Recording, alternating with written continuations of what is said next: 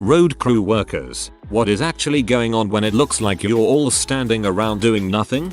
I often wondered how many guys it takes to dig a hole. 2. Then I dug a hole myself. Crap's hard work, and the best way to get it done the quickest is to have one guy shoveling and another resting, then switch. Also, if you're doing some serious digging, you need the hole digger and the earth mover to move the whole dirt away from the hole. Digging a good hole is a serious business, yo. Construction worker here. Depending on the work there can be a lot of downtime. The thing is, a lot of it is spent waiting for equipment. A lot of workers standing around can be safety related. For example, we had to expose a high pressure gas line. We have to hand dig around it to avoid damaging the pipe. So at this one location we had 4 laborers with only 2 digging at a time. Because the ground was so compacted, we swapped out every 20-30 minutes. Then myself, foreman, my superintendent, 2 HSE field staff, the HSE manager, and a couple reps from the gas company and their crew of about 5 guys. So we had roughly 15 guys there to dig one hole. Sometimes though we work like dogs and are taking a breather, and other times yeah, we're being a bit lazy. Everyone has those days. To be honest though, who can really claim to work 100% of the time they were on the clock? In construction you burn out if you did. Used to work sewer construction. You got your inspectors, engineers from city, county or whatever government, plus union reps that come by, manager, boss, owner, foreman, etc. directing things. You often have multiple companies working on the same job site, which requires a lot of communication. It is often hard for operators to see what they're doing, so that requires someone to spot for them. Doing physical labor is hard as crap. Try bench pressing max weight for 8+ hours a day. Human body can only do so much without rest. I now work in an office job where people are much more lazy but can hide it. Grammar probably sucks cause hungover. Plus if someone is working down a hole, there is supposed to be a safety guy above, watching and prepared to do a rescue if needed. Not road crew, but I often hold the purse strings on small industrial construction projects on the order of $10 mm. It took me a long time to be able to accept that not everybody on a crew can be working simultaneously. It's frustrating, but for the most part, I find that when it's time for the guys to do their part, they get after it. Can't really say how road work differs, but I'm guessing not a whole lot in principle. This guy has it right here. There is rarely a moment outside of production lines that all employees are busy. Some employers would prefer that you pick up a broom and clean in your downtime. Others are realistic and just tell you to hold tight. Most of them prefer you clean up, but 99% of employers won't say crap about it. Structural engineer. That works on bridges mostly. Here, sometimes I'll have to do a chain drag on a bridge. This involves dragging a broom whose bristles have been replaced with chains. The chains dangle, and depending on what sound they make, you can tell if the bridge is in good or poor condition. Now, because this involves listening to the chains, you'll generally have one guy actually dragging the chains, and 2-3 people listening. Of course, people driving by always stop and say some stupid crap like, of course, government workers are standing around not doing anything. Frick you people. I've been in that position of getting heckled by motorists when they see a lot of high-vis jackets doing nothing. As has been said, not everything can be happening at the same time. There can be demonstrations, but most importantly, before any changes can be made, there has to be a lot of discussion, explanation, and decisions have to be made by the right people who have to be made aware of the situation. People will immediately say it's just pen pushers getting in the way, bureaucracy, blah, but they'd be the first to complain if a company or especially government did anything spur of the moment. No one on a job is an expert in everything on that job, so deliberation is a necessity. Frick people who do that. Nothing pisses me off more than some jackass in a loud car, truck, bike, revving as they pass and shouting things. Yeah, I know we're taking up your valuable driving space. Sorry, but we don't want the pipe to blow up and kill a bus full of kittens. Deal with it. Flagger here. Generally, each individual has their own specialty on the job. Operator, pipe fitter, so on so forth. People get done before the other. Sometimes there's not something for one person to do. Most of the time if they are standing around, they are either taking a break, waiting for the city, waiting for the inspector, measuring, or contemplating even working that day at that job if something is not right, like macrings and such. Yep. Slightly different perspective here. I am a work injury lawyer. I have handled a lot of construction site injury cases over the last 40 years. Like Zebo says, sometimes the guys have to wait for another worker or another trade to finish something before they can do their tasks. Sometimes it is prep time getting set up so that their intense appearing work effort can go smoothly. Sometimes things slow down to double check safety issues. The iron workers aren't supposed to be at heights without full protection, and it can be the contractor or the general contractor's guy who has to do a walk around to visually verify the lines are in place, etc. There are very detailed schedules of which trade is doing what. Material delivery is supposed to be coordinated, but occasionally there is a hold up and everyone stands around waiting for the next cement tractor to pull up or the corrugated roofing sheets for the sheet metal workers to be hoisted to the 14th floor. There are, hopefully, mandatory gang box meetings and safety meetings. Those are easy to spot because there are a bunch of guys standing in one place and someone is talking. Private sector building construction and road construction guys work and don't slack off intentionally. Broad statement, I know, and keep in mind that much. Not all of their work is seasonal or dependent on good weather too. There are often construction or union contract provision that requires someone from a trade be on site just in case something arises that needs their expertise, even if they go home after 4 hours for lack of work. Interesting point. The different trades and the architects and engineers all have different colored hard hats. Next time you see a bunch of people standing around, note what color their hard hat is. You won't see the engineer wielding the welding torch, but you might see her watching. You won't see the engineer wielding the welding torch, but you might see her watching. I just wanted to point out how much I enjoyed seeing you use her as the pronoun for engineer in a discussion that I think a lot of people would have assumed him. So here's the deal: most workplaces accomplish a bunch of tasks, broken down into many more smaller tasks, at a time. For example, a bank needs someone to collect or give money directly with customers, needs someone to reconcile those amounts, needs someone to manage the accounts, needs someone to approve loans, needs someone to manage, needs someone to clean bathrooms, needs someone to make sure there is paper in the copiers. And, generally, there are enough clients coming to the bank that there is always something to do for everyone. If the toilets are clean, then the janitor goes home at the end of the day. In a roadworks crew, let's say they are installing a guardrail, you need someone to assemble the guardrail, someone to operate the machinery that moves the guardrail pieces, someone to operate the machinery that digs the post holes, someone to guide that machinery around from the ground, someone to operate the machinery that pours the concrete, someone to guide traffic, someone to make sure the guardrail is installed exactly where it needs to be, someone to manage all these people, someone to make sure the client's contract is being fulfilled. A lot of these things can't be done at the same time, and there are certain things that just take time, like waiting for the pieces to be moved from the truck to the site, or letting concrete cure. Piece of equipment breaks down, time to stand and wait. Concern about the contract, time to stand and wait. Plus, I'm willing to bet, as you pass a roadworks site, there are more people working than you notice because you already think they are annoying and wasting your precious time, so confirmation bias leads you to notice the people standing and ignore the people working.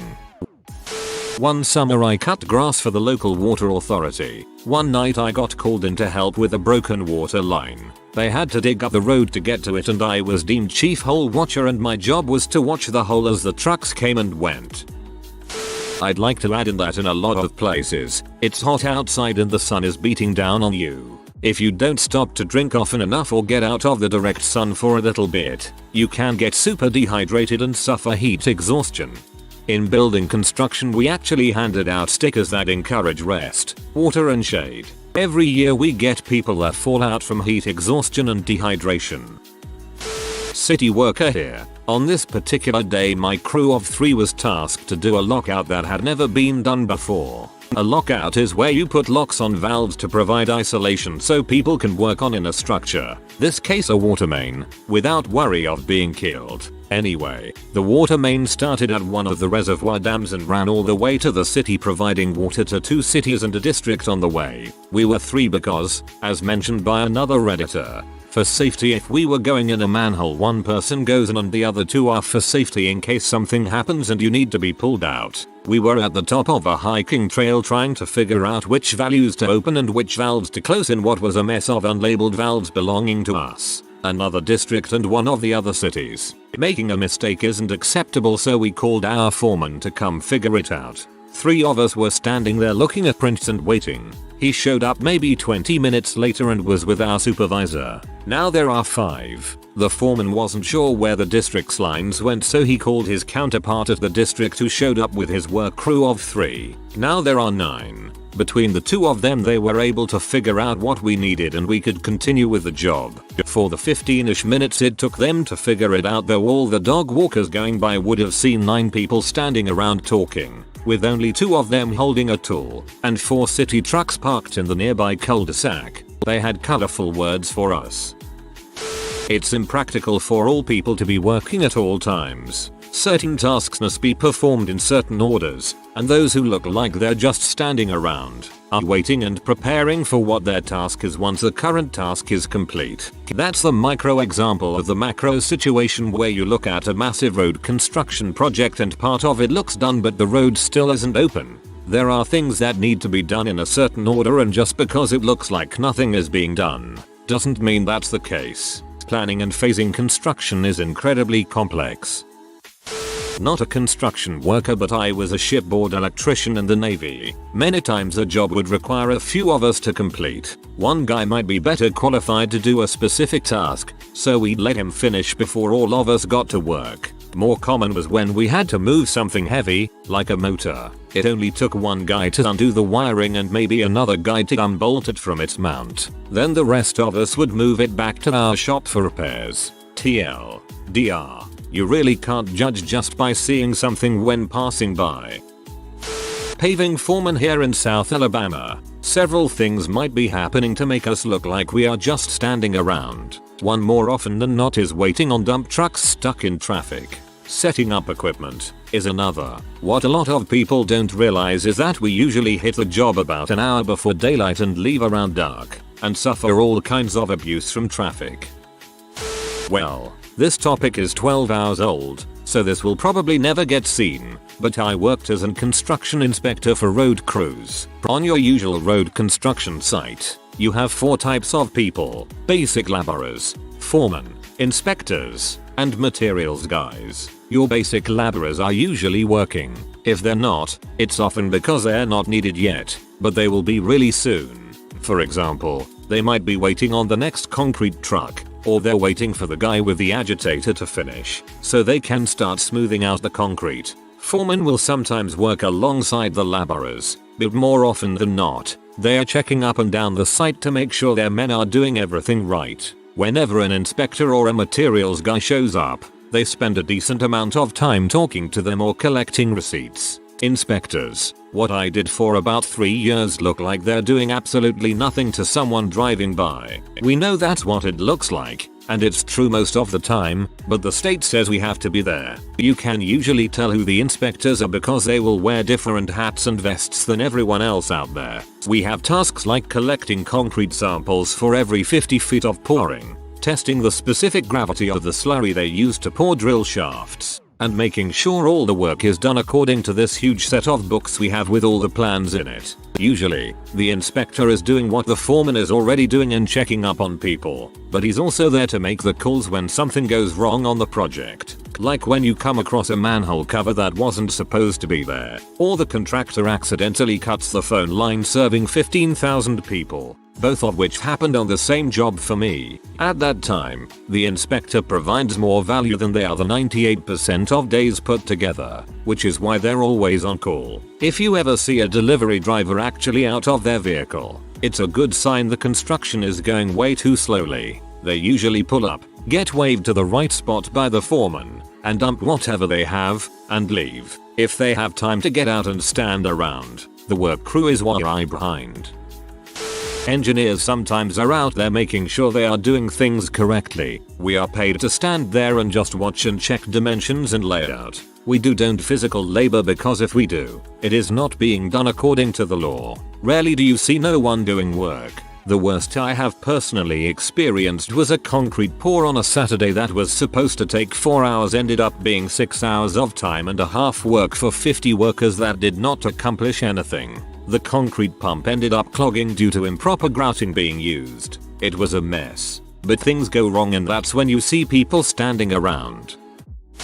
A question right up my alley. As a recent engineering graduate, I decided to follow the route of transportation and got a wonderful job with a transportation design construction company. Right now I'm an inspector for work in progress. My job is as OP described, stand around. But inspectors and contractors are in a constant battle. Inspectors want things done by the book where contractors want things done as quick as possible due to money incentives. So what we're really doing is ensuring the safety of the work being done, at least from an inspection standpoint. When people's lives are at stake, sometimes the extra guy standing around is worth it. As far as construction crews go, if you ever see excess people standing around, it's because they are needed for a certain part of the work going on that isn't quite happening at the moment. For example, you could have a crew that places rebar while another is placing concrete. Well, if all the rebar is placed, then their job is done and they just watch the rest. Many contractors will notice if there are too many people not doing something and they may move them because time is money from their standpoint.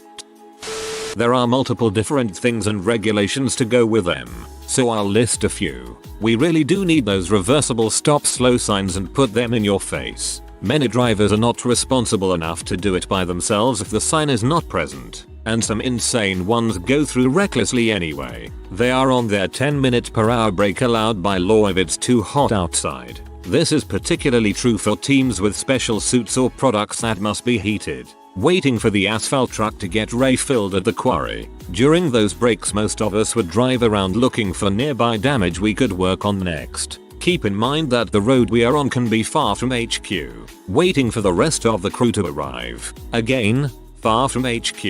Bad weather. When working with asphalt, you need good weather or your work will be undone before the end of the day. Again, we tend to drive around doing road inspections when this happens. In some instances, we are required by law to have a certain amount of people do nothing but watch traffic and protect the actual workers. This was my job when working on the highway repair team. Laugh all you want. This is very required for protecting the workers from the tens of idiots per day who text, sell and drive and come close to hitting them. I did not think it was that bad before working with them, but dang, are text sell drivers dangerous.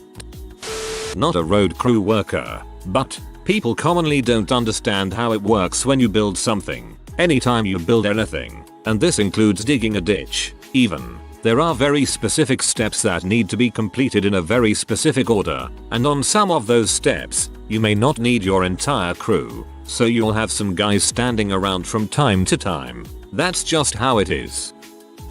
I've been working on my village, POP, 30-35k, road crew and sewer crew this year, and honestly it depends on the work. I used to think that everyone's always standing around until I started working there, and it usually doesn't feel like there's much downtime. If it's concrete, we are working on breaking up the road or sidewalk, and if there's older guys in your crew, us young guys usually take over for them. After it's all pulled up, we just lift and shovel it into a bobcat and it's dumped into the dump truck. Then we usually take our 15-minute break, because time is counted once you stop to when you start again. It's more downtime to just take break at the site. If it's asphalt, we're doing prep work, where one guy runs a saw and cuts the section of asphalt we need to pull up. Then one guy runs the bobcat and works on breaking it up. Once the bobcat's done as good of a job as it can, we come in with picks and shovels and try and get the rest up. Then we'll move around to the next asphalt spots if there are any, but if not we sit and wait for the asphalt truck to come. Then it's all systems go. Everyone's moving, working, getting their boots covered in the crap. Someone usually flags on smaller roads, two on larger roads, and one guy is off on the side scraping the tools. Then once we've laid all the asphalt, one or two guys use floats and level it all out while the rest of us scrape our boots. Everyone's moving when asphalt comes though. There's nothing worse than working with cold asphalt and cleaning out the big dumps. It's heck. Sometimes we're standing around pumping water out of holes, where there's just nothing we can do while we wait, or letting the experienced guys float the concrete while we wash the tools. You're always waiting for a roller. Sometimes with sewer work, you're waiting for pump trucks. Honestly, there is some built-in inefficiency giving us a bit more time than we need. It keeps the old guys happy and lets us young kids rest a bit so we can work the rest of the day in the hot summer sun. It's actually a lot of work with not much standing around. But we're always caught with our pants around our ankles at high traffic times since our tool and toys are waiting in the same traffic you are. Depending on where the construction is happening, they may be doing their job. There are various monitors, archaeology, paleontology, environmental, etc. that could be on the site keeping a lookout for anything that would need attention from non-construction professionals.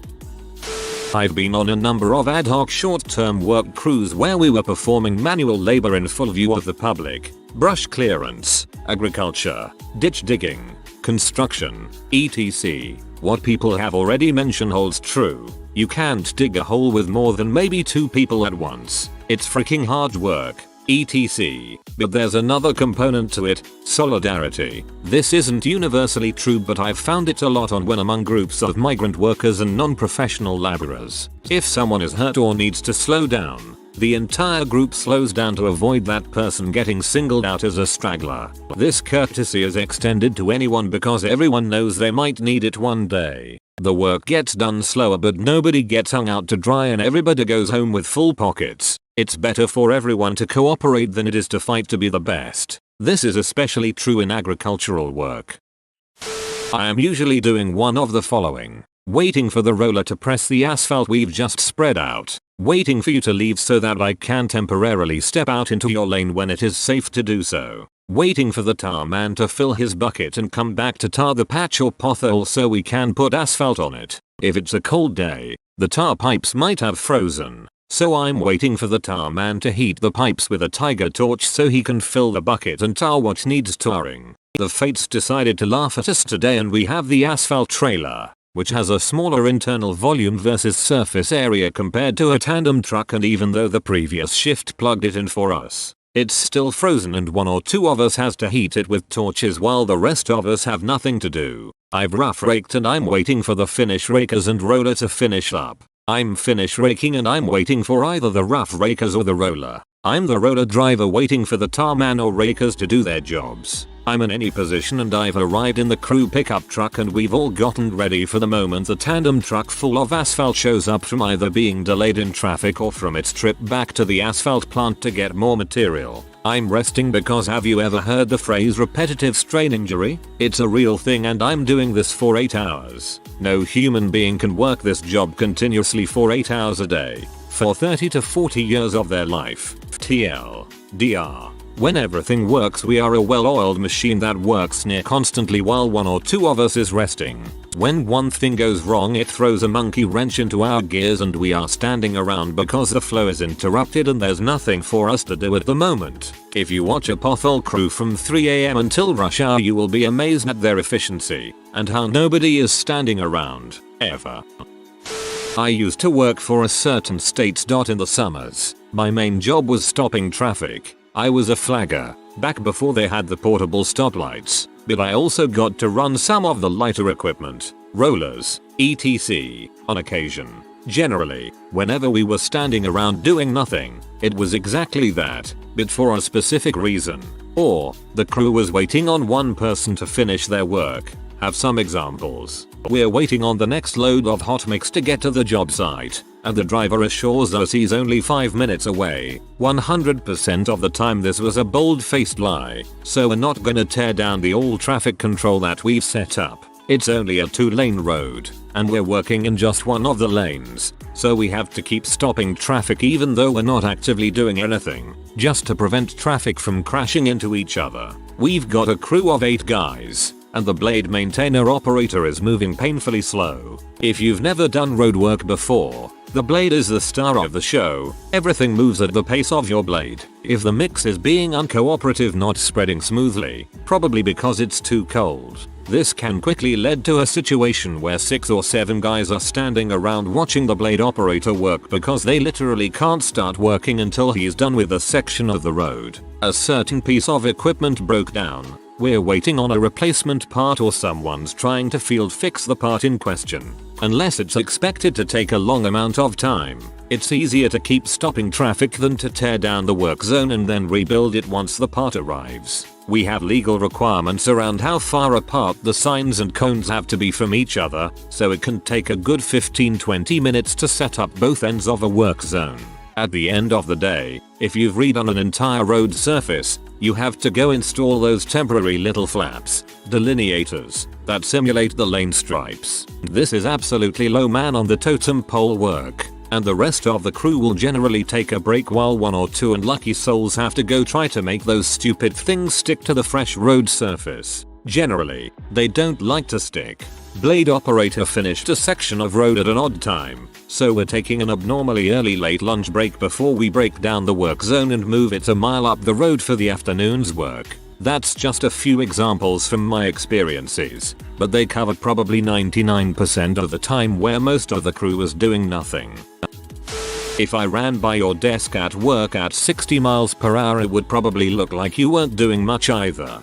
5-second snapshots do not tell the whole story. When I worked on the highway, I spent my resting time watching cars to decide which ones were texting and would potentially hit me.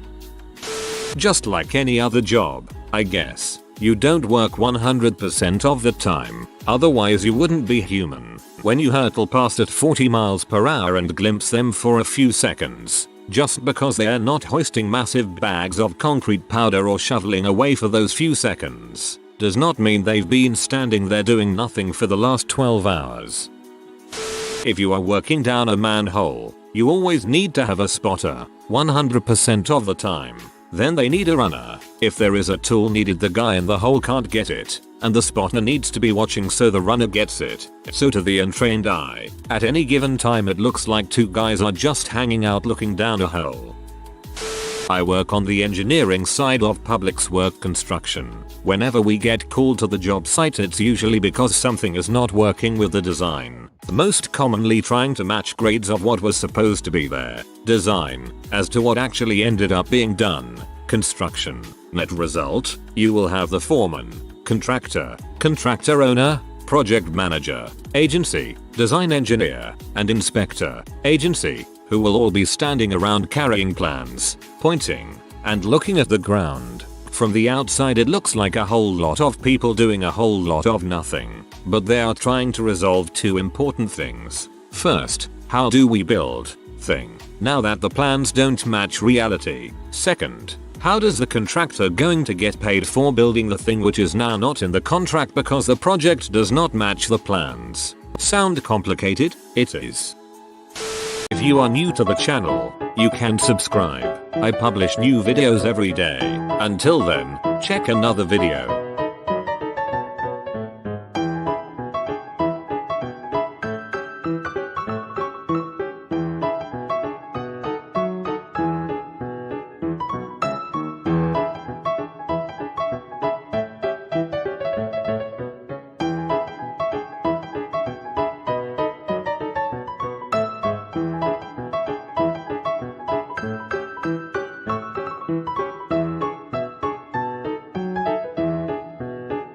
Bye for now.